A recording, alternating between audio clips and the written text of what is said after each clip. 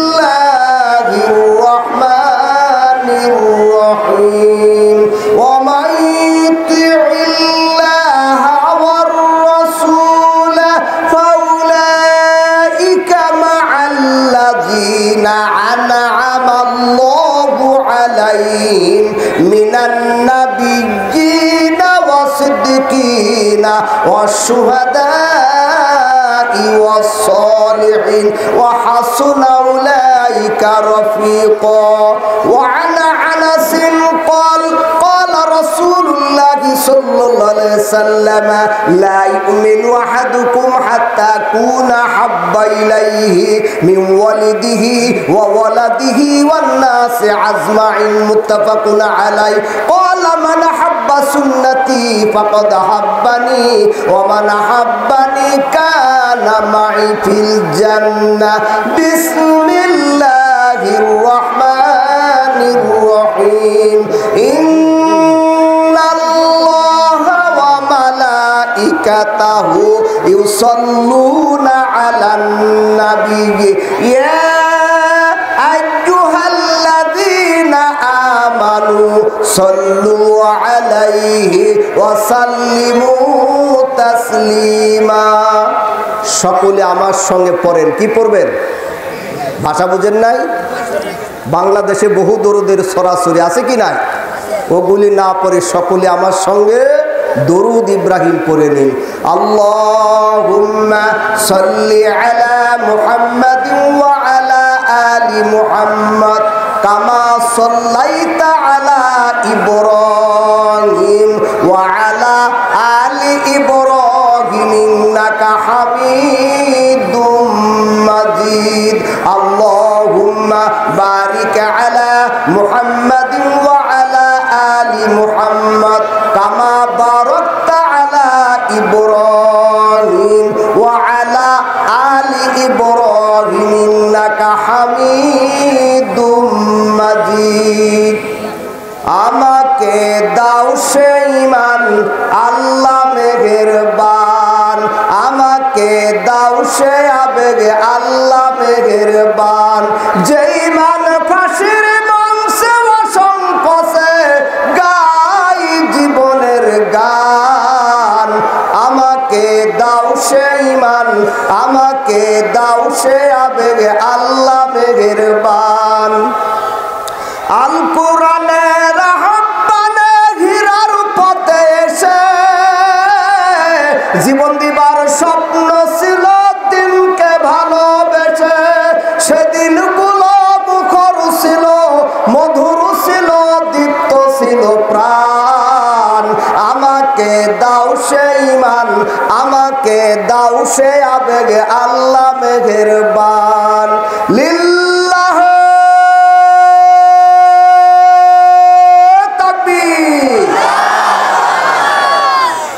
লোক সংখ্যা হিসাবে তাকবীরের ধ্বনি যা দিলেন তাতে আমার মনে হলো আপনাদের এলাকায় 2-4 দিনের ভিতর গরু জবাই হবে তাকবীরের ভোল্টেজ বাড়াতে হবে এই মুহূর্তে যারা রাস্তাঘাটে ঘোরাফেরা করছে এই মুহূর্তে যারা দোকানে ভিড় করছে এই মুহূর্তে যারা বিছানায় শুয়ে পড়েছে ওদেরকে তাকবীরের ধ্বনির মাধ্যম দিয়ে জানিয়ে দিতে হবে এখানে কোরআন ও হাদিস থেকে কিছু আলোচনা হতে যাচ্ছে তাকবীরের ভোল্টেজ বাড়াতে হবে পারবেন ইনশাআল্লাহ এক সময় আমরা পারি কোন সময় আমার ভাই তোমার ভাই বল্টু ভাই এক বল্টু বাপের ভাই চাচার ভাই খালুর ভাই মামুর ভাই দাদার ভাই কাকার ভাই ফুপার ভাই এক বল্টু সকলের ভাই কথা বলেন ঠিক না ভাই বল্টু ভাই তুমি এগিয়ে চলো আমরা আছি তোমার সাথে জবাব দিবেন বল্টু ভাইয়ের কোনো ক্ষমতা আছে না কেমনে ক্ষমতা নেই কথা ছিল 2041 সাল পর্যন্ত ক্ষমতায় থাকবে ঠিক না ভাই দুপুরে রান্না বান্নাও করেছিল ভালো আইটেমের রান্নাও হয়েছিল খাওয়ার ভাগ্য হয় নাই তার আগে দিল্লি যাওয়া লাগলো কথা বলেন ঠিক না ভাই 2041 সাল পর্যন্ত ক্ষমতায় থাকতে চাইছিল আল্লাহ ছাড় দেয় কিন্তু ছেড়ে দেয় না আবু জেহেলকে আল্লাহ ছেড়ে দেন নাই কথা বলেন ঠিক না ভাই এখান থেকে আমাদেরকে শিক্ষা নিতে হবে কথা বলেন ঠিক না ভাই ঠিক বল্টু ভাইয়ের চরিত্র ফুলের মতো পবিত্র। আমি বলি নামাজ পড়ার 14 গোষ্ঠী এক ওয়াক্ত। ওই সময় বাঙালি নকল বিরিয়ার গরম পানি টানার পরে সিলমার। কথা বলেন ঠিক না ভাই? ঠিক। তাই তাকবীরের ভোল্টেজ বাড়াতে পারবেন ইনশাল্লাহ। নাহি মোরা জীব ভোগ বিলাসের, শাহাদত ছিল কাম্য মোদের। ভিখারির সাজে খলিফা যাদের, শাসন করিল আধা জাহান। তারা আজ কবরে ঘুমায় বেহুশ, বাহিরে বহিছে ঝড় তুফান। ঘুমায় কাজা করেছ ফজর, তখনও জাগনি যখনও জোহর। হেলায় খেলায় কেটেছ আসর, মাগরিবের আগে শুনো আজান। এখনো যে জামাতে শামিল হও রে এসাতে, এখনো যে জামাতে আছে স্থান। লিল্লাহ তাকবীর, লিল্লাহ তাকবীর। কুরআন হাদিসের আলো, কুরআন হাদিস যেখানে, গান বাজনা যেখানে, কিরণমালা যেখানে, আমার নেতা তোমার নেতা। মা বোনেরা যারা এসেছেন দূর দূরান্ত থেকে, পুরুষ যা হয়েছেন মহিলারা কিন্তু আপনাদের চাইতে দ্বিগুণ, ঠিক না বেটি? কিন্তু মহিলাদের একটা বদ অভ্যাস, এক জায়গায় কয়জন বসলেই কলকাতা শহর হয়। কলকাতা শহর বুঝেন? আমরা ঢাকার ভাষায় বলি জামাই, আপনারা কি বলেন? স্বামী বলেন নাকি? একজন আর একজনকে জিজ্ঞাসা করে, আপামনি আপনার স্বামীটা কেমন? আমার স্বামীটা ভালো না। বিকেল বেলা হলে সেজে গুজে পার্কে নিয়ে যায় না, সেজে গুজে চেহারাটা বন্ধু বান্ধবকে দেখাতে নিয়ে যায় না, সিনেমার হলে যায় না। কয় নামাজ পড়ো, পর্দা করো, স্বামীর খেদমত করো। আর একজন কয় আপামনি আমার কপালটা খুবই ভালো, বিকেল বেলা হলে সেজে গুজে ঠুটগুলি লাল করে কপালে রক্তা লাগিয়ে চেহারাটা বন্ধু বান্ধবকে দেখাতে নিয়ে যায়, তারপরে পার্কে ঘুরতে নিয়ে যায়। আছে কি নাই? মহিলারা এক জায়গা বসলে দুনিয়ার গল্প শুরু করে দেয়। কিসের ওয়াজ শোনা? যদি বিশ্বাস না হয় প্যান্ডেলে ঢুকে দেখতে পারেন। মা বোনেরা যারা এসেছেন অল্প সময়ের জন্য একটু মনোযোগ দিন, আপনারাও মনোযোগ দিন। কেউ বা পরে কলেজেতে, কেউ বা পিটিআই, হি হি করে হাসে তাদের লজ্জা শরম নাই। কেউ বা পরে কামিজ জামা, আয়না মার্কা শাড়ি। এই তো পেলাম বাংলাদেশের মডার্ন লাইফের নারী। পালো তারা স্বাধীনতা, রাস্তা জুড়ে চলে। মুন্সি মুল্লা দেখে তারাই মাথায় ঘুমটা ফেলে। মুন্সি দেখা টিটকারি দেয়, মুল্লা দেখে হাসে। তাই দেখিয়া কতক মুল্লা খুলুর খুলুর কাশে, খুলুর খুলুর কাশে না রে টেবরা চোখে চায়। মুল্লা বেটার গলার মধ্যে ব্যাং আটকিছে হায়। দায়ু সয়ে মরলে মাগো কোনো গতি নাই। হাদিস গেল রসাতলে, কোরআন ডুবলো হাই। ঠিক না বে ঠিক? ভাষা বুঝতে পারতেছেন? কিছু সময় চলবে, চলবে। বাংলাদেশের মা বোনেরা জ্ঞান করো মা জ্ঞান। বর্তমান বাজারে তোদের দাম কমিল কেন? দাম যদি বাড়াতে চাও মা শিখো কোরআন হাদিসের লেখা পড়া, তা না হলে হবি তোরা শ্মশান ঘাটের মরা। বাংলাদেশের মা বোনেরা পর্দা করে না, এই কারণে যৌতুক ছাড়া বিবাহ হয় না। কথা বলেন ঠিক না বে ঠিক? নাহমাদুহু ওয়া নুসাল্লি আলা রাসূলিহিল কারীম। আম্মা বাদ। শানপুর জামে মসজিদ কমিটি কর্তৃক আয়োজিত 2 দিন ব্যাপী তাফসিরুল কোরআন মাহফিলের সমাপনী দিনের সম্মানিত মোহতারাম সুযোগ্য সভাপতি সাহেব মঞ্চে উপস্থিত রয়েছেন। আজকের এই সমাপনী দিনের তাফসিরুল কোরআন মাহফিলের সম্মানিত প্রধান অতিথি, দূর দূরান্ত থেকে আগত সমাগত ইসলাম দরদি ভাই আমার, হিজাবের ভিতর অবস্থান করছেন মা ও বোনের আমার। আলহামদুলিল্লাহি রব্বিল আলামিন। যাবতীয় তারিফ, যত প্রশংসা প্রশংসা আরাধনা প্রার্থনা একমাত্র সেই বিশ্ব নিয়ন্তা মহান রব্বুল আলামিনের জন্য। যেই মহান রব্বুল আলামিন আপনাদের এতগুলো মানুষকে এই বেহেশতের বাগানে হাজির করে কোরআন হাদিসের আলোচনা শুনবার মতো যিনি আপনাদেরকে সুযোগ করে দিয়েছেন, আর আমার মতো জ্ঞানহীন বিদ্যাহীন বুদ্ধিহীন স্বাস্থ্যহীন মানুষকে আপনাদের খেদমতে হাজির করে কোরআন হাদিস থেকে সংক্ষিপ্ত আকারে কিছু আলোচনা রাখবার মতো শোনাবার মতো যিনি আমাকে সুযোগ করে দিয়েছেন, সেই বিশ্ব নিয়ন্তা মহান রব্বুল আলামিনের দরবারে আমরা সকলেই শুকরিয়া তান আদায় করি, পড়ে নেই আলহামদুলিল্লাহ। সকল ক্ষেত্রে প্রশংসা করব কার? সকালবেলা প্রশংসা কার? বিকালবেলা, খাওয়ার শেষে, ঘুমানোর সময়, দেশে থাকলে বিদেশে গেলে প্রশংসা কার করতে হবে? আল্লাহর, না দুনিয়ার কোনো নেতার? সর্বক্ষেত্রে প্রশংসা করব কার? ঘুষ দেওয়ার সময় প্রশংসা কার? বাংলাদেশের অফিস আদালতে ঘুষের কালচার আছে কি নাই? আছে কি নাই? এই 95% মুসলমানের দেশে আমরা ঘুষ মুক্ত দেখতে চাই। কথা বলেন ঠিক না বেটি? রাত্রির অন্ধকারে রাস্তা দিয়ে একটা সুন্দরী মেয়ে হেঁটে যাবে, সে যেন ধর্ষিতা না হয়, এরকম একটা বাংলাদেশ আমরা দেখতে চাই। কথা বলেন ঠিক না বেটি?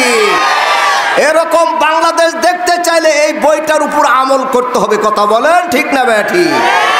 আপনারা জানেন দীর্ঘ 16 বছর এই 95% মুসলমানের দেশে তাফসির মাহফিল করতে গেলে পারমিশন নেওয়া লাগছে। কথা বলেন ঠিক না বেটি? এখন 5ই আগস্ট স্বাধীন হয়ে গেছে, আর পারমিশন লাগে না। কথা বলেন। পারমিশন নেওয়ার পরও মঞ্চে কেরামিন কাতিবিন বসে থাকছে, হুজুর কানে কানে বলে দিছে রাজনীতি কোনো কথা বলবেন না। কথা বলেন ঠিক না বেটি? এখন আমরা মুক্ত স্বাধীন, কিন্তু এই স্বাধীনকে বিজয়কে ধরে রাখতে হবে, ঐক্য বজায় রাখতে হবে। কার টুপি চুক্কা, কার টুপি লম্বা, কে জামাত ইসলাম, কে বিএনপি ভেদাভেদ নাই, সকলে এক মিলে এই বিজয়কে আমাদেরকে ধরে রাখতে হবে। কথা বলেন ঠিক না বেটি? অসুবিধা হচ্ছে? ভাষা বুঝতেছেন? আমার পরেও মঞ্চে আসবেন 28 ইঞ্চি আছে কি নাই? শেষ পর্যন্ত থাকবেন তো? শেষ সময়টুকু দেওয়া যাবে তো? আমার পূর্বে আলোচনা করছিলেন আমার বন্ধুবর আতিক বিন আব্দুর রাজ্জাক, ভালো আলোচনা করতেছিলেন, কিন্তু সময় স্বল্প। তো যাই হোক, ভূমিকা লম্বা করার সুযোগ নেই, সরাসরি আলোচনায় চলে যায়। বর্তমানে যে জায়গায় বসে আমার মুখ থেকে আপনারা আলোচনা শুনছেন, বর্তমানে এই জায়গাটার নাম কি? জান্নাতের বাগান। কথা বলতে হবে, কিসের বাগান? আমরা বর্তমানে জান্নাতের বাগানে বসে রয়েছি। এই জায়গায় যদি আমি আপনার মৃত্যু হয়, তাহলে আমাদের স্থান হবে জান্নাতে। জুড়ে বলেন কোথায়? এই দুনিয়াতে আসবার পূর্বে, আগমনের পূর্বে, আল্লাহ আমাদেরকে ধুলির ধরায় পৃথিবীতে প্রেরণ করার পূর্বে আমাদের বাড়ি ছিল জান্নাতে। জুড়ে বলেন কোথায়? আমাদের পিতা আদম আলাইহিস সালাম ভুল করার কারণে আমাদেরকে দুনিয়াতে আসতে হয়েছে। ঠিক না ভাই? ঠিক। আজ হোক কাল হোক 2 দিন পর হোক আমাদেরকে মৃত্যুবরণ করতে হবে। আসার কিন্তু সিরিয়াল আছে, যাওয়ার কিন্তু সিরিয়াল নেই। আজ হোক কাল হোক 2 দিন পরে হোক আমাদেরকে মৃত্যুবরণ করতে হবে। কথা বলেন ঠিক না ভাই? ঠিক। আল্লাহর আসমানের নিচে জমিনের উপরে যত কোটি মুসলমান রয়েছে, আমার আল্লাহ যদি সবাইরে জান্নাতুল ফেরদাউস দান করেন, আল্লাহর কি কোনো কমতি পড়বে? আল্লাহ কিন্তু সবাইরে জান্নাত দিবেন না। দলিল, ফারিকুন ফিল জান্নাতি ও ফারিকুন ফিস সাইর। কিয়ামতের মাঠে দল হবে 2টা, এক দল যাবে জান্নাতে, আর এক দল যাবে জাহান্নামে। এখন আপনারা জান্নাতে যাবেন না জাহান্নামে যাবেন, সিদ্ধান্ত নিন। আমরা জান্নাতে যেতে চাই না জাহান্নামে যেতে চাই? লা ইয়াস্তাবি আসহাবুন নার ওয়া আসহাবুল জান্নাহ। আল্লাহ নিজেই বলেছেন কুরআনুল কারিমে, জান্নাতীরা আর জাহান্নামীরা কখনো সমান নয়। জান্নাতের ভিতর হলো আরাম, আর জাহান্নামের ভিতর হলো বেরাম। জান্নাতের ভিতর মারামারি নেই, কিলাকিলি নেই, রাষ্ট্র নেই, মারামারি নেই, এরপর হরতাল নেই, মিছিল নেই, শুধু আরাম আর আরাম। আর জাহান্নামের ভিতর হলো বেরাম। এখন আরাম চাই না বেরাম চাই? আরাম আরাম না ব্যারাম? আরাম চাইলে কোথায় যাওয়া লাগবে? জান্নাতে। আমরা সকলে কোথায় যেতে চাই? জান্নাতে। জান্নাতটা তো মামুর বাড়ির আবদার নয়, মামু অফিসে চলে গেছে, এই ফাঁকে ভাগিনা ঢাকার আলাউদ্দিন থেকে মামানির জন্য স্পেশাল 5 কেজি মিষ্টি নিয়ে গেল। মামানি ভাগ্নের হাতের মিষ্টির পুটলা দেখে দেশি মোরগ জবাই করে মোরগের রানগুলো ভুনা করে দুতলার উপরে খেতে দিল, ফেরে সুইচটা টিপ মারল, মাথার উপর ফ্যানের বাতাস ঘুরতেছে, আর মামানি নরম হাতে ভুনা করা গরম রান ভাগিনে বসে বসে দুতলায় চিবিয়ে খাইতেছে। জান্নাতটা কিন্তু মামানির নরম হাতের ভুনা করা গরম রান নয়। জান্নাতে যেতে হলে জান্নাতে যাওয়ার কাজ করা লাগবে, আমল করতে হবে। আমরা কোথায় পাবো? সূরাটার নাম হলো সূরাতুন নিসা, আয়াত নম্বর 69। জুড়ে বলেন, সূরাটার নাম কি বললাম?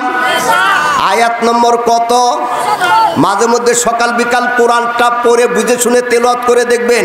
খালি বিকাল বেলা হলে ফতেপুর বাজারে গিয়ে চাষটলে বসে চা পান করে আর অযথা বিড়ি টানে সময় নষ্ট করবেন না। আকিস বিড়ি, মনমোহন, মদন বিড়ি, মায়া বিড়ি, স্বদেশ বিড়ি, নাসির বিড়ি, দুলাল বিড়ি, মধু বিড়ি, মুক্তি বিড়ি, মোহিনী বিড়ি, কোহিনুর বিড়ি, কিসমত বিড়ি, আনসার বিড়ি, শরীফ বিড়ি, বসে বসে টয়লেটে সুকটান দেয়, শেষ টানের নাম সুকটান। ধোঁয়া একবার নাক দে সারে, কান দে সারে, চোখ দেও সারে। কথা বলেন ঠিক না ব্যাঠি? খালি বিড়ি খায় সময় নষ্ট করবেন না, মাঝে মধ্যে কোরআনটা তেলাওয়াত করে বুঝে শুনে দেখবেন। চলুন আমরা জান্নাতে কিভাবে যাব, সকলে একটু আমার সঙ্গে জবান খুলেন পড়েন। অমাইতিল্লাহা ওয়ার রাসূলা ফাউলাইকা মাআল্লাযিনা আনআমাল্লাহু আলাইহিম মিনান নাবিয়্যিনা ওয়াসিদ্দিকিনা ওয়াশ-শুহাদাই ওয়াস-সালিহিন ওয়া হাসুনা উলাইকা রাফিকা। আল্লাহু রাব্বুল আলামিন আয়াতে বলে দিলেন, তোমরা যারা আমি আল্লাহর আনুগত্য মেনে নেওয়ার পরে, আমি আল্লাহর দাসত্ব, আমি আল্লাহর গোলামি মেনে নেওয়ার পরে, 2 নম্বরে তোমরা যারা আমার রাসূলের আনুগত্য করবে, রাসূলের অনুকরণ করবে, রাসূলকে যারা নেতা মানবে, পারিবারিক জীবনে, সাংসারিক জীবনে, রাষ্ট্রীয় জীবনে, আন্তর্জাতিক জীবনে, ব্যক্তিগত জীবনে আমার রাসূলকে যারা নেতা মানবে আমি আল্লাহ, তাহলে তোমাদেরকে কিয়ামতের মাঠে 1 নম্বরে নবীদের সঙ্গে জান্নাত দিব। সুবহানাল্লাহ বলেন। ভাষা বোঝা গেল? আল্লাহর আনুগত্য মেনে নেওয়ার পরে, আল্লাহর দাসত্ব, আল্লাহর গোলামি মেনে নেওয়ার পরে, আল্লাহর ইবাদত বন্দেগী করার পরে 2 নম্বরে যদি আমরা রাসূলের আনুগত্য সর্বক্ষেত্রে করতে পারি, আল্লাহ নিজেই ওয়াদা দিলেন আমি আল্লাহ তাহলে তোমাদেরকে কিয়ামতের মাঠে 1 নম্বরে নবীদের সঙ্গে জান্নাত দেব। সুবহানাল্লাহ বলেন। 1 নম্বরে কাদের সঙ্গে জান্নাত দেওয়া হবে? নবীদের সঙ্গে। আমরা এমন একজন নবীর উম্মত, তার জীবনের আগের গুনাহ নেই, পরের গুনাহ নেই, নিষ্পাপ নিষ্কলঙ্ক, যার চরিত্রে কোনো ভুল ত্রুটি নেই, যার চরিত্রে সার্টিফিকেট আল্লাহ নিজেই দিলেন, ওয়া ইন্নাকা লাআলা খুলুকিন আযীম। নবী গো, আপনি উত্তম চরিত্রের উপর প্রতিষ্ঠিত, আপনার চরিত্রের যন্ত্রের মাপকাঠি পৃথিবীতে নেই। সুবহানাল্লাহ বলেন। রাসূলের চরিত্রে সার্টিফিকেট কে দিলেন? আরো আসতে বলেন, মহিলারা শুনবে, কে দিলেন? আর আমাদের চরিত্রের সার্টিফিকেট কারা দেয়? চেয়ারম্যান মেম্বাররা। ঠিক না ভাই? ঠিক। ওদের নিজেদের তো চরিত্র ঠিক নেই, 100 কথা বললে 90টাই মিথ্যা বলে। কথা বলেন ঠিক না ভাই? ঠিক। নির্বাচন আসলে মঞ্চে দাঁড়ায়, সালামও দেওয়া শিখে নেয় অনেক নেতারা। আসসালামু আলাইকুম, এবছর যদি এলাকা থেকে আমাকে নির্বাচিত করতে পারেন, এলাকার যত রাস্তাঘাট, কালভার্ট, ব্রিজ, বিদ্যুৎ, গ্যাস, পানি সব সমস্যার সমাধান করবে ইনশাল্লাহ। সুযোগ যদি পেয়ে যায় আমি আপনাদেরকে 5 বছর ভিতর বিষ খেয়েও মারবো। আমরা হুজুকে বাঙালি, নকল বীরে আর গরম পানি টানার পরে সিল মারলাম। এই বেটা পাস করলে গুলশানে বাড়ি, বনানীতে বাড়ি, এখন বর্তমানে বিদেশেও বাড়ি। কথা বলে ঠিক না ভাই? অনেক পাড়ি জমাইছে কানাডায়, দুবাই, আমেরিকায়। কথা বলেন ঠিক না ভাই? ঠিক। যে যেখানে থাকো না কেন, ইঁদুরের গর্তেও যদি পালায়া থাকো, অবশ্যই তোমাদেরকে বিচারের কাঠগড়ায় দাঁড়াতে হবে। কথা বলেন ঠিক না ভাই? ঠিক। ভাষা বুঝতেছেন? তা আমরা যে নেতার উম্মত, তিনি জীবনে কোনোদিন ওয়াদা খেলাপ করেননি। কথা বলেন। কোনোদিন একটি মিথ্যা কথাও বলেননি। এমন একজন নিষ্পাপ নির্ভুল ব্যক্তি কিয়ামতের মাঠে আরশের নিচে নিজের কথা ভুলে গিয়ে উম্মতের কথা স্মরণ করে কান্না শুরু করবেন। কান্নার আওয়াজ আরশে আজিমে পৌঁছে যাবে। আল্লাহ ডেকে বলবেন, নবী গো, আমি আল্লাহ আপনার কান্নার সইতে পারি না। আপনি দুনিয়াতে গভীর রাতে উঠে যখন কাঁদতেন, আপনার দুই চোখের পানিগুলি দাড়ি ভিজে ভিজে টপ টপ করে পড়তো, মুরুরাশিকা বলি বালিগুলি কাদাই পরিণত হতো। নবী গো, আপনার কান্নার আওয়াজ শুনে বনের হরিণ হরিণী কাঁদতো। আমি আল্লাহ কান্না সইতে পারি না। নবী গো, মাথা উঠান, তাকিয়ে দেখুন, আমি আল্লাহ আপনাকে হাউজে কাউসার দিলাম, মাকামে মাহমুদ দিলাম, জান্নাতের চাবিকাঠি দিয়ে দিলাম।